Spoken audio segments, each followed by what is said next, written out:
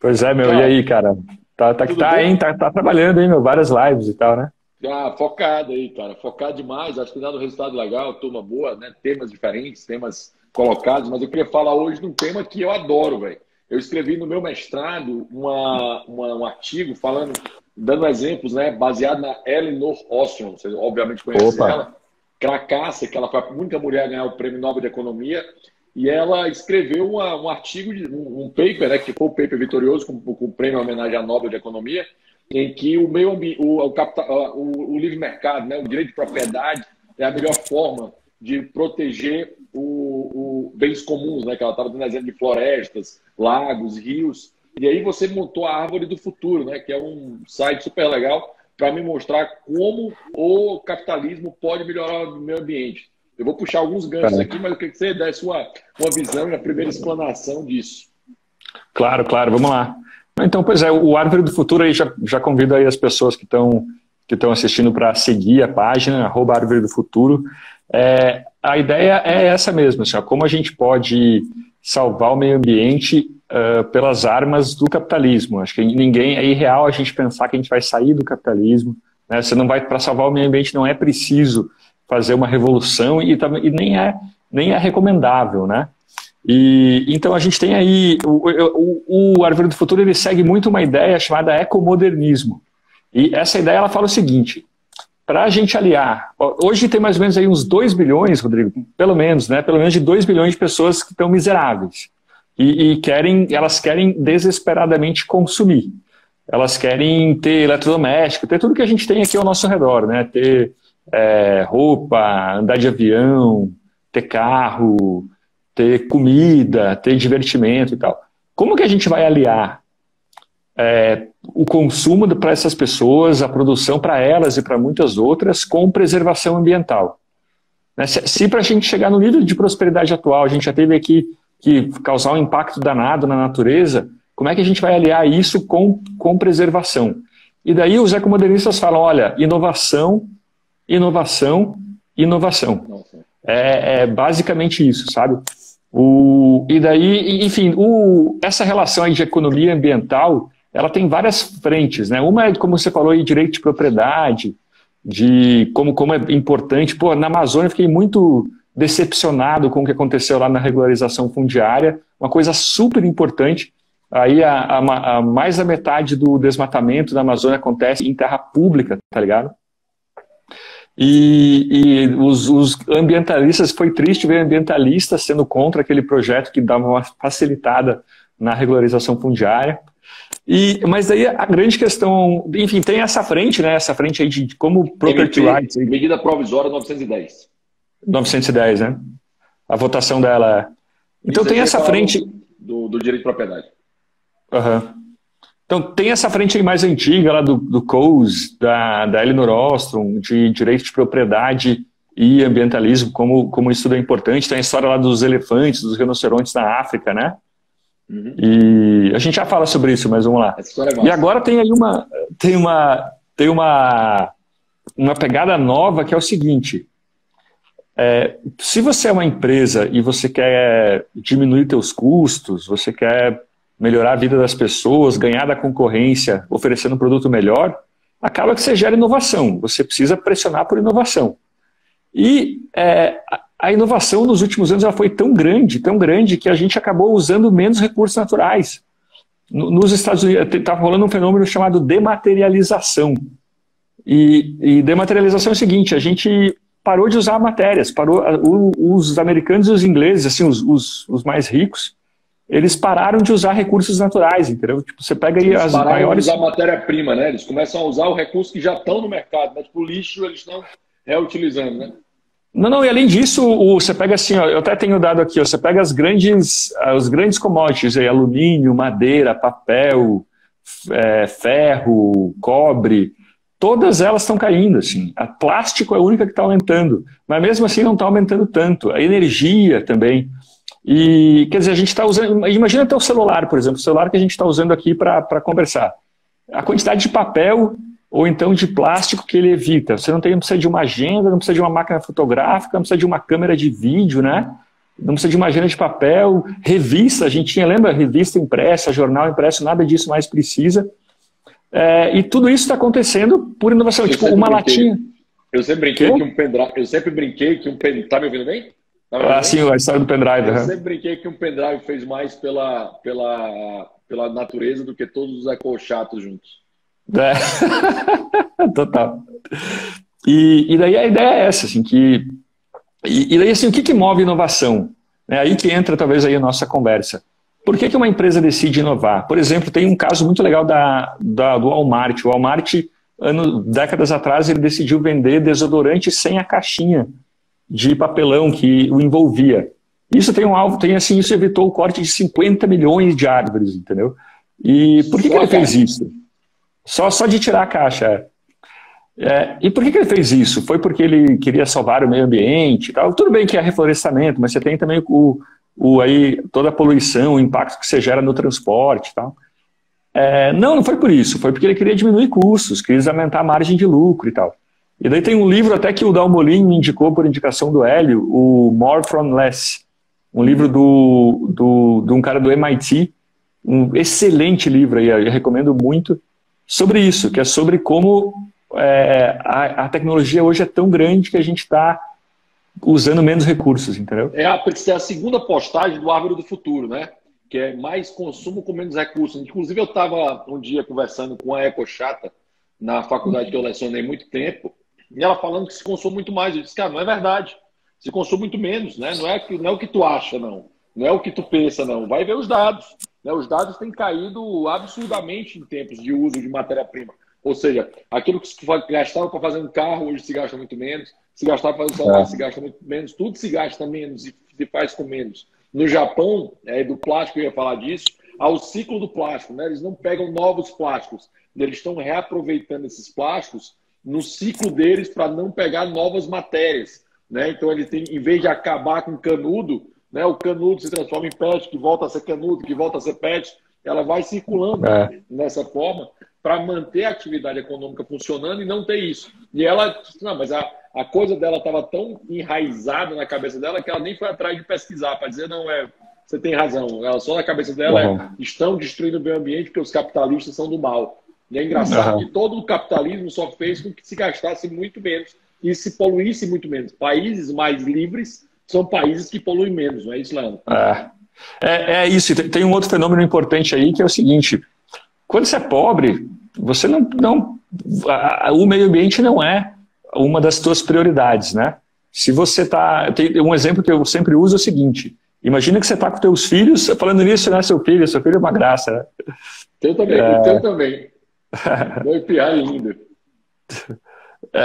Imagina que você está com teu filho no meio do mato, passando fome, e de repente daí você faz uma armadilha no mato para caçar algum animal, e depois ali de 6 horas esperando no meio da chuva, você caça, a tua armadilha consegue pegar um animal em extinção.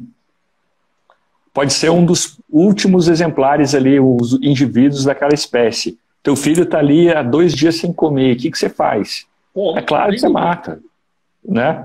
Agora imagina que você está ali depois de ir num restaurante, numa churrascaria, você se perde com o teu filho no mato, ou então vocês vão passear no mato e vocês veem o mesmo animal. Você fala, que gracinha, vamos fazer uma ONG para cuidar dessa espécie. Né? Então, quer dizer, a gente só consegue proteger a espécie depois de um certo nível de prosperidade, e é a curva ambiental de Kuznets, né, que chamam. Só depois de um nível de renda que a pauta ambiental ela entra na agenda pública. E daí é meio bizarro, assim, que, por exemplo, os europeus estão putos com o Brasil, né? Eles estão aí boicotando o Brasil porque não querem acordo de livre comércio por causa da política ambiental do governo. Mas, cara, isso empobrece o Brasil, né? Isso pelo menos evita que o Brasil prospere. Mas, ao tomar essa decisão, eles adiam que a pauta ambiental suba no Brasil, entendeu? Interessante, né? Eu tô até querendo escrever. Inclusive tem uma frase que criticam o Ricardo Salles, mas, tipo assim, uma coisa, eu ouvi muita gente para falar sobre o meio ambiente na liderança do Novo, né? Eu sempre falei que a meta do Novo, né, na minha visão como diretor legislativo, era que tivesse o máximo de produção agrícola com a máxima de proteção ao meio ambiente. Eu acho que as duas coisas conseguem conviver muito bem juntas, né? Você tem uma produção muito forte. Cara, hoje eu vim de Uberlândia para Brasília. Leandro, não sei se tu já fez essa estrada não, bicho, mas assim, já fiz, é impressionante, cara, impressionante. o nível de produção, eu fiz duas viagens. Uma que sai daqui para Fortaleza, que eu passo pelo Matopiba ali, né? Eu passo olhando para o Tocantins à esquerda, para a Bahia à direita, e chegando no sul do Piauí, que era um lugar absurdamente pobre. Então, assim, essa estrada Uberlândia-Brasília, velho, produção agrícola, milho, soja, algodão.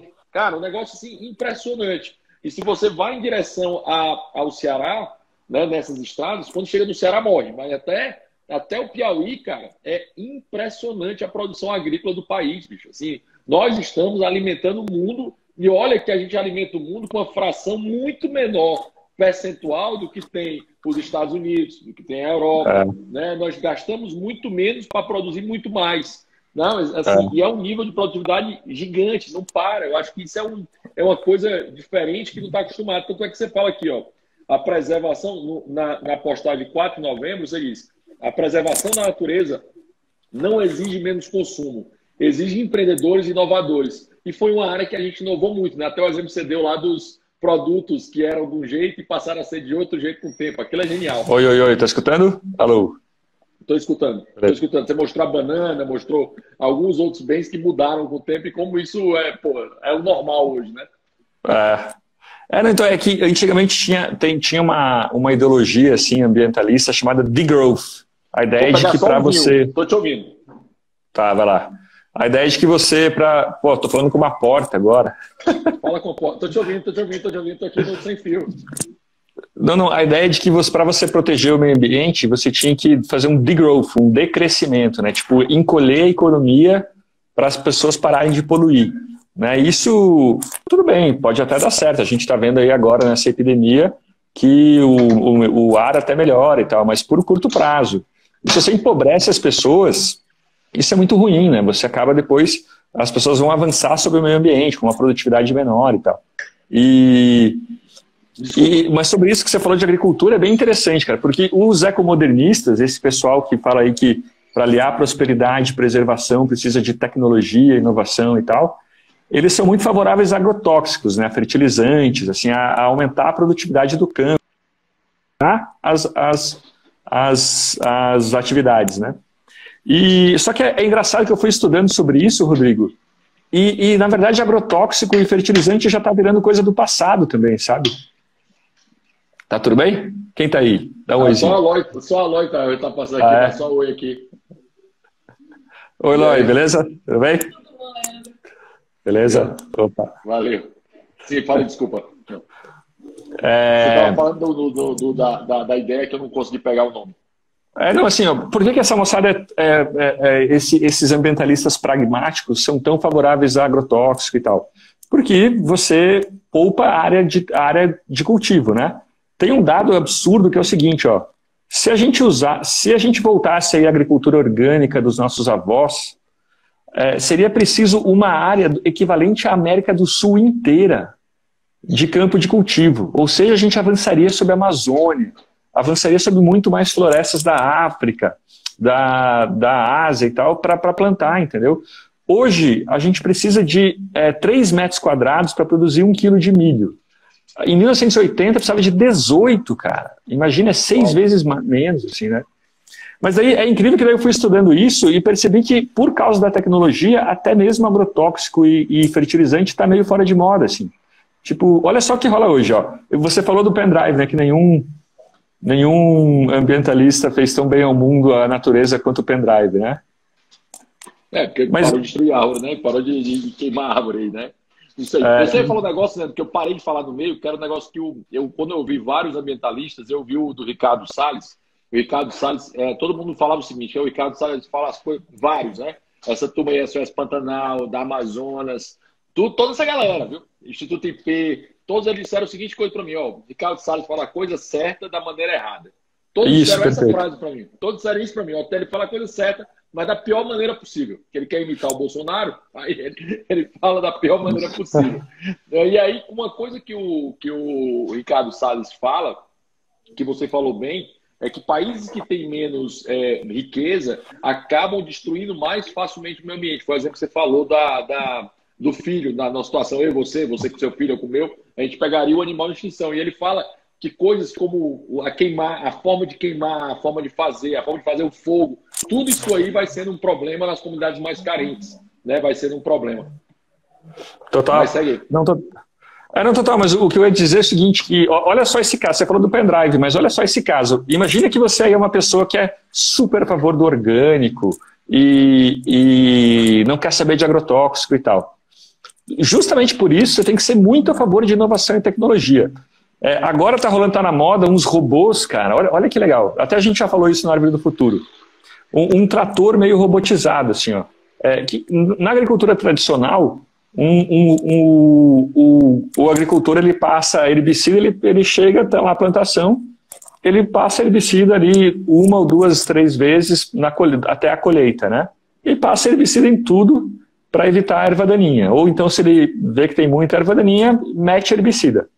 Agora você tem um robô que ele vai escaneando, um robô ele vai passando, ele tem câmeras acopladas, ele vai passando pelo cultivo, de repente ele vê uma erva daninha, ele escaneia, vai para um banco de dados dentro do próprio trator, o banco de dados identifica qual que é aquela erva daninha, e borrifa um herbicida concentrado só ali naquela planta, entendeu? Uau, que massa! Cara, e isso evita 90%, isso diminui o uso de herbicida em simplesmente 90%. E assim, por que o Greenpeace, por que a campanha permanente contra agrotóxicos, por que essas pessoas não festejam isso, tá ligado? Se você é contra agrotóxico, essa é a parada que mais ajudou, assim. Mas ninguém é contra o agrotóxico, Leandro. As pessoas é contra o capitalismo, Leandro. Exatamente. Porque é o seguinte, uma das coisas que eu trabalhei no Novo aqui no ano passado, na liderança, é o projeto do FUST, né? Que é o Fundo Tecnológico e tal, para que ele pudesse ser usado na ideia do seguinte. A ideia é o seguinte, o campo vai chegar na 5G, né? O campo vai chegar na tecnologia 4.0 e no 5.0, aí já, o que é o exemplo que você está dando. A dificuldade que o campo tem é que a internet não chega lá ainda, né? Porque ele precisa, né? Esse robô que você falou, o trator, né? A colheitadeira, tudo isso precisa de internet. Assim, é um negócio... Cara, os caras me explicando, bicho, como isso funcionava, meu olho brilhava, né? Eu disse, uau, cara, fantástico. Porque é muito fora da nossa realidade, né? Mas ele falando desse, caramba, toda aplicação que tu usa na cidade, bicho, foi bem assim, o cara falou, tudo que tu usa na cidade para melhorar a tua vida, pode ser usado no campo, cara. E é exatamente o que a gente tem feito. Lá, sabe a lógica do Uber, do Marketplace? Pronto, tem lá esse robozinho que vai andando, aí o robô que vai colheitando, que vai verificar se está no plano ideal. Mas para isso, Leandro, precisa ter uma rede de internet que funcione naquele espaço que o robô consiga estar conversando com a internet mundial, entendeu? Essa é a dificuldade. Não, nem sei se precisa tanto, assim, claro que seria bom, né? Mas se você tem um banco de dados dentro do trator, como nesse caso, esse que eu falei, esse robô ele já está sendo feito aí pela Bosch, por várias empresas, é uma coisa que já tá barato, assim, sabe? Tá bem real, assim. E tem um outro caso que é o seguinte, cara, sabe remédio de liberação lenta? Tem muito antidepressivo, muito remédio que ele vai liberando aos poucos no corpo, né? O DIU, né? O DIU da mulher, né? Para isso também. É mesmo. Tem um agrotóxico usado no milho, é um dos mais usados no Brasil, chamado atrazina. A atrazina, ela tem um problema que ela é uma molécula móvel, que chamam. Tipo, passa uma chuva, ela não consegue fixar na planta, entendeu? Ela facilmente sai e o produtor tem que aplicar de novo, acaba indo para lençol freático e tal. Agora os caras inventaram uma atrazina de liberação lenta, uma nanocápsula de atrazina, que ela fixa nas folhas do milho, do milharal, bate chuva, ela não sai. De volta, 90% menos. Cara, é impressionante, velho. A gente vai fazer um feriado nacional por isso, entendeu? Quer dizer, talvez não devesse fazer um feriado nacional, porque eu não acho que é um grande perigo, assim, agrotóxicos para a natureza, se for bem cuidado e tal. Mas mesmo assim, se a pessoa é contra, você lá, o Marcos Palmeira, Camila Pitanga, cara, tem que festejar isso, né? Né? Porque são coisas, cara, que a evolução vai permitindo, se a gente deixar as forças de mercado resolverem. Um exemplo que eu acho fantástico, não sei se tu lembra, num menino de 15 anos de idade, né, que criou uma lógica do tipo de produto que tinha a maré, né? Ele pegava o plástico, né? O plástico é o principal problema dos oceanos. E ele tinha sei lá, um produto, uma máquina, que ela não puxava, ela posicionava essa máquina em alguns lugares do mar, e esses lugares do mar onde a maré passava, ele recolhia o plástico, cara. Ou seja, ao invés de deixar, vamos lá, deixa o plástico fluir, mas vamos tentar recolher esse negócio, entendeu? Porque grande Muito parte do louco, problema né? do plástico ir, não é nem que as pessoas jogam plástico, velho. É porque, assim, o nosso sistema de saneamento básico, de coleta de lixo, é uma porcaria. O outro exemplo, Leandro, é o do Bill Gates, né? Que você até colocou aqui uma foto dele mostrando quanto aqui seria de papel em CD, né? Que ele está bem alto no negócio, né? O que arrecadaria em CD. Mas o Bill Gates, no código Bill Gates, no primeiro episódio, ele vai falar na possibilidade de ter uma privada sem cano, velho. Olha a inovação que é ter uma privada sem cano, cara. Como isso Mesmo. pode chegar nas comunidades mais carentes? Ele ainda vai dar um exemplo dizendo que aquele cocô, mesmo em lugares que não tem água, vão se transformar em água pelos dejetos humanos. Olha a inovação que pode ser dada e como a gente fica preso a querer ser contra. Não, isso é contra, isso é ruim, não funciona, né? Nós temos que controlar, né? E uma coisa que todos esses ambientalistas falaram para mim, que eu conversei com eles aqui em Brasília, foi que, ó, essa coisa de comando e controle não funciona, não dá certo, não tem solução. Não, uma coisa que eu me dei conta, assim, eu lembrei, na verdade, semana passada, é o seguinte, o outro projeto ambiental do Bill Gates é o Terra Power, né, de energia nuclear, aquela energia nuclear super segura, né, e ecológica. Cara, aquilo no Brasil seria proibido, porque existe um monopólio público não só de produção de energia nuclear no Brasil, mas de pesquisa. Cara, é proibido pesquisa privada de energia nuclear no Brasil, isso é um absurdo, porque aquela Constituição ridícula de 88, aquela Constituição gororoba, como dizia o Roberto Campos, era isso que ele falava, né? Constituição dos. Como é que a gente chamava? Faz de contas. Eu chamo de carta de Papai Noel, né? Eu chamo de carta de Papai Noel, mas a gente chamava de Constituição contra o Brasil. O Ulisses Maranhão chamava de Constituição Cidadã e o Roberto Campos chamava de Constituição contra os cidadãos, né? Que é o Roberto Campos falava dela. Então, a Constituição naquela época estava assim, tinha acabado de acontecer Chernobyl e tal, e os caras basicamente proibiram. Daí você pega assim, ó, olha que bizarro. Um dos modos de ser mais sujos de você gerar energia elétrica é por termoelétrica a diesel, né? Tem aí carvão é pior, carvão mineral é pior, daí diesel e depois um pouco melhor é gás natural das termoelétricas, né? Todas elas, aquecimento global, aí você tem que emitir mais e mais carbono na atmosfera. Até tempos atrás, até aí pouquíssimos anos atrás, o estado de Amazonas ele era abastecido por térmicas a diesel. Da onde vinha esse diesel? Ele vinha de São Sebastião, em São Paulo. Ele ia de navio até Manaus. Essa distância é a mesma distância de Londres para Nova York. Depois de levar todo esse diesel para lá, ele era queimado lá. Agora imagina aí se o Ricardo Salles ou se a gente propusesse uma usina de energia nuclear no Amazonas. Cara, os ambientalistas iam pirar, assim, tá ligado? Iam falar... E não dá uma força bem contra o meio ambiente no Brasil são os ambientalistas, boa parte dos ambientalistas, tá ligado? Cara, eu estou abrindo outra postagem, eu vou voltar desse nuclear, que eu acho essa ideia nuclear demais, né? Porque o Bill Gates chega e diz, ó, as usinas nucleares aí que vocês estão reclamando, elas são analógicas, o mundo é absurdamente digital hoje, né? Então ninguém atualiza as usinas nucleares, né? É a diferença que você viu no lançamento, né, Norlock, no lançamento feito pela SpaceX e do lançamento que era feito pela NASA. Na hora que você vê lá o touchscreen, a coisa toda tecnológica, enquanto da NASA era um botãozinho lá ainda, entendeu? Você não via essa diferença. Mas uma coisa que eu achei massa, e você tem uma moça aqui que foi reclamar, que você vai falar, ó, o canudinho não é o vilão. Eu quero voltar para o nuclear, mas assim, o canudinho não é o vilão. Estes rios são os vilões. Aí uma moça responde, gente, aí você vai dizer que o problema é a pobreza lá. Aí uma moça responde assim, gente, que lavagem cerebral é essa que vocês estão fazendo? O vilão é o ser humano, que não consegue admitir que faz milhares de cagadas e segue produzindo lixo.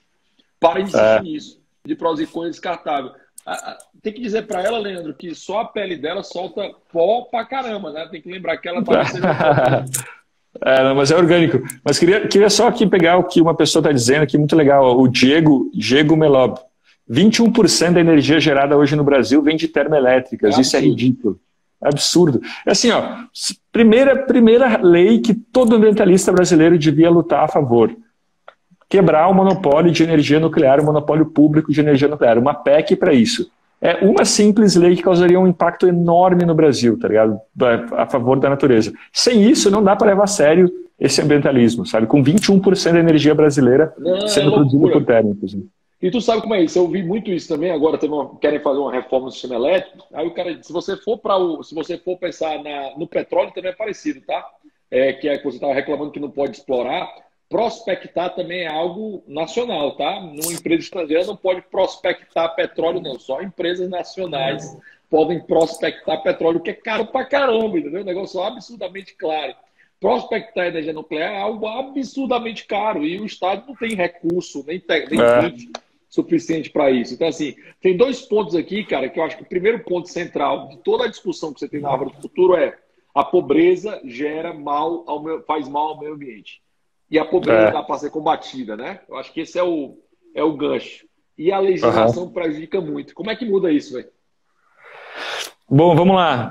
Vamos só antes, deixa eu pular essa tua pergunta difícil e falar sobre os canudinhos, né? A pessoa lá que comentou sobre o canudinho. A gente está preparando um dossiê no Árvore do Futuro sobre isso, sobre o que é mais sustentável, papel ou plástico, ou embalagem plástica, essas embalagens aí de uso único e tal. E daí, cara, é muito louco, porque a gente passou aí meses estudando, a Evelyn, sabe, nossa voluntária, que é do SFL e tal, ela ficou meses estudando a questão, a gente leu muita coisa, e a nossa conclusão depende, não dá para saber qual é melhor, porque tem muito critério envolvido, entendeu? O que acontece? O plástico, sacola plástica e tal, eles sim, claro, que eles têm um problema grave de lixo. Né? A quantidade hoje de lixo plástico que você tem na cidade, na rua, você anda por aí sacola voando, nos lixões, no mar, evidente que isso é um problema. Só que em todos os outros critérios, quando você analisa o impacto ambiental de alguma coisa, você tem que olhar não só como que eles chamam? O túmulo, né? Você não pode analisa não só o túmulo, mas a vida toda daquele produto, do berço ao túmulo que falam, né? É aí a avaliação de ciclo de vida, é o nome técnico para isso. E se você pega todo o resto, a área que você usou para produzir o plástico, a quantidade de carbono no transporte, a quantidade de carbono na produção, tudo isso o plástico ganha do papel. Um caminhão de sacola plástica, se você tiver que substituir por sacola de papel, você vai precisar de 6 caminhões, a sacola de mercado. Imagina o carbono que você usou isso, a matéria-prima envolvida para fazer os caminhões, as estradas, tudo isso, né? O papel você tem que usar uma área enorme para produzir papel, então você está aí interferindo no meio ambiente e tal. E daí, enfim, afinal, e daí você vai, Rodrigo, no site das fabricantes de plástico, lá no Associação das Fabricantes de Plástico, e eles falam, não, eles pegam o critério menos carbono, a sacola de plástico ela emite menos carbono que a de papel, o critério menos poluição de lençol freático, de rio, de fato é verdade, as sacolas são mais vantajosas nisso tudo. Daí você vai na Associação de Fabricantes de Embalagens de Papel, e eles dizem, não, mas o nosso lixo ele é biodegradável. Quer dizer, cada um escolhe o critério que favorece mais, entendeu? Que te favorece. E daí a nossa questão é assim, então o que a gente vai decidir? Qual que é a sacola melhor? E a nossa conclusão foi o seguinte, olha, depende. Se você está numa cidade litorânea, que as pessoas consomem muito plástico na praia, e o manejo de lixo nessa cidade é ruim, bom, nesse caso talvez seja o caso de você preferir sacola de papel, embalagem de papel. Você está falando Fortaleza? Quase citando Fortaleza. Na sua cidade, Rodrigo, assim, talvez o papel seja melhor. Mas assim, se você mora no interior, numa cidade longe do mar, São Paulo, por exemplo, que até tem aí um manejo de lixo ok, tem lixão, tem tudo isso, mas pelo menos tem um transporte de lixo, né? Cara, canudinho em São Paulo não vai parar no mar. Canudinho em São Paulo não vai parar no mar, entendeu? É muito difícil, é dificílimo um canudo parar no mar. Ele vai para um lixão, não vai fazer bem, certamente não faz bem. Mas uma cidade assim, talvez falar, olha, quer saber, eu estou mais preocupado com o aquecimento global. Qual que é a embalagem que emite menos gases de efeito estufa? É de plástico. Então vamos escolher plástico. E daí é muito louco como os políticos tão rapidamente, eles decidiram que o plástico é pior. Eu não sei como eles fizeram isso, entendeu? Parece mais que foi uma sinalização de virtude, que eles queriam aí entrar na moda, porque todo mundo na Europa está proibindo. Né? Foi do dia para a noite, né? Tipo assim, não proíbe daqui a um ano, não proíbe hoje. Né? Proíbe hoje, pronto. Nada no Brasil se proíbe com tempo, com tranquilidade, não. É agora. Entendeu? Um dos comentários. Eu sou um fã de cidade, né, Narlock? Para mim, cidade é uma das maiores evoluções que a humanidade já teve. Eu sou um fã de Jane Jacobs, de Ian Gell. Eu sou um fã desse pessoal, sou um fã do Antônio Lindh, que faz o baita caos planejado. E muita gente veio com um papo que agora, né, com a pandemia, foi melhor porque as cidades pararam e o meio ambiente teve a situação melhor, né? E aí um comentário que você faz é que a cidade ocupa menos de 3% da superfície da Terra. Abriam quase 4 milhões de pessoas, né? Menos de 3% da Terra, 4 milhões de pessoas. Se você quer ajudar o meio ambiente, né? O Eduardo Glazer fala isso que eu acho genial. Se você quer ajudar o meio ambiente, fique longe dele. Muitos para apartamentos altos, cercados de concreto. Viver no campo não é o modo certo de cuidar da terra. A melhor coisa que você pode fazer no planeta é construir mais arranha-céus. Eu confesso que eu adoro isso, até porque minha cidade preferida é Nova York, São Paulo, está entre elas. Eu acho fantásticas as cidades. Tem uma pegada de inovação, tecnologia, que permite que o meio ambiente seja protegido. Pois é, então, essa aí, o ecomodernismo, essa ideia aí que a gente está tentando trazer para o Brasil e tal, ela tem 3 pernas. Uma é produção de energia, como que você vai aí diminuir o impacto na produção de energia. Outra, produção de comida. E a terceira é urbanização. A ideia de que cidade foi a invenção mais sustentável que já existiu, né?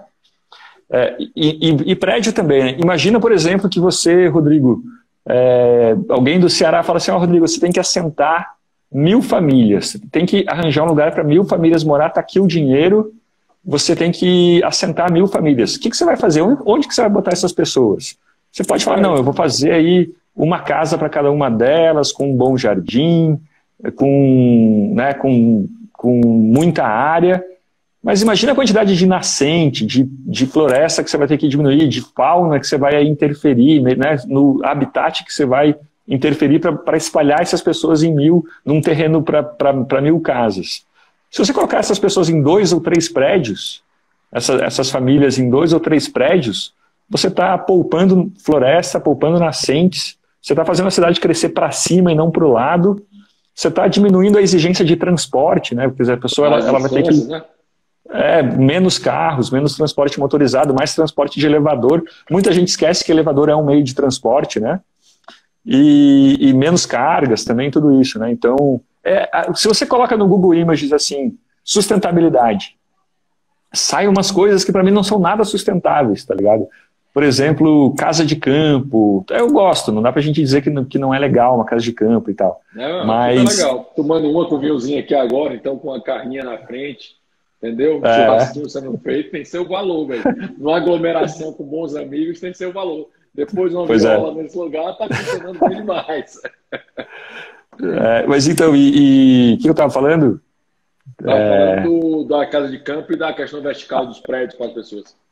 Não, é do Google Images. Se você coloca sustentabilidade no Google Images, sai assim, tem uma cena clássica que é várias mãos debulhando grãos, assim, sabe? Aquilo não é sustentável, cara. Aquilo ali você vai precisar de muita área, é uma coisa meio orgânica. Você vai precisar de muita área, muito trabalho para produzir pouco, assim, né? Então, é muito mais sustentável uma grande produção em escala que você usa pouco terreno, poucos recursos para produzir bastante e tal, né?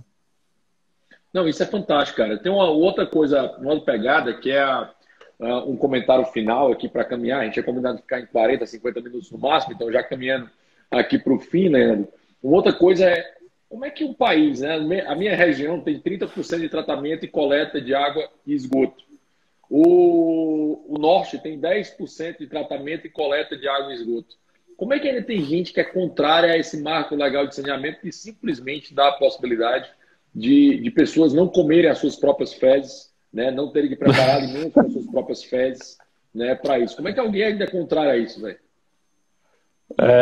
Pois é, então, cara, não dá para saber, né? Não dá para saber. Mas eu preciso te falar que nesse caso aí do saneamento, acho que rolou um consenso. Teve lá uns doidos lá que votaram contra, mas foi bem pouco, vai. A maioria, eu convivo com muita gente à esquerda, assim, o dia todo, e essas pessoas, todas elas foram a favor do novo marco de saneamento, assim. Então, fora um outro, o Randolph Rodrigues nunca acerta, né? Impressionante como ele dificilmente acerta. E só esses caras mais amalucados, aí, mais ideológicos que foram contra. E não é exatamente privatização, né? Porque... Pode falar.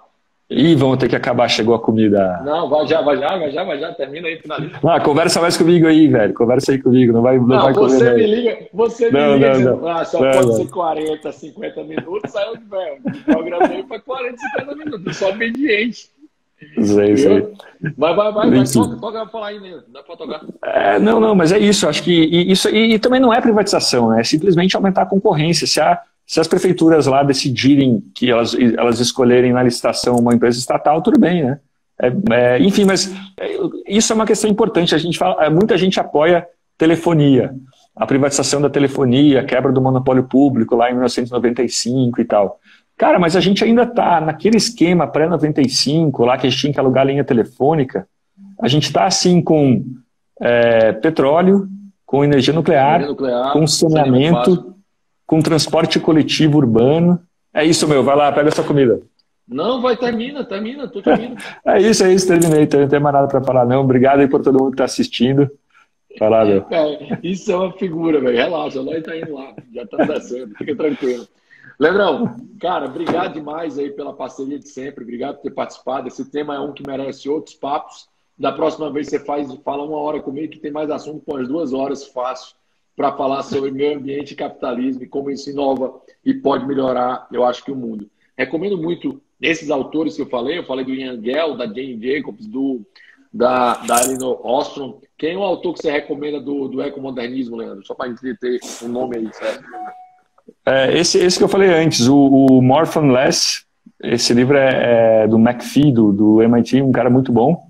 E que mais? E o Otimista Racional, né, cara, do Matt Vidley. Esse é um livro obrigatório, esse é um livro excelente. Toda live que eu faço, eu recomendo esse livro, que é minha Bíblia, esse é muito bom. Minha Bíblia não, né? O Otimista Racional, lembra o negócio do Tim Maia, não sei se tu lembra dele lá. Lembra. Foi o melhor disco, que ele fez. E depois ele ficou puto com o movimento, brigou com todo mundo, mas já tinha feito o disco todo pra ele, sabe? Não, e o disco é bom pra caramba, né, velho? E aí tem a música lá, que beleza, a natureza, é espetacular a música. O Nelson Motta, quando faz a biografia do Tim Maia, fala, cara, não tem nada que se compare em termos musicais do que o CD, o disco Imunização Racional, né? A letra é meio maluca, mas as melodias são espetaculares. Lembra um pouquinho o teu nome do livro aí que você indicou, Otimista Racional. Valeu, isso, meu brother. Valeu, cara. Só vai ficar do GTV. Até mais. Abraço grande, valeu. Abraço. Até mais, falou. Boa sorte aí. Valeu, meu irmão. Um abraço.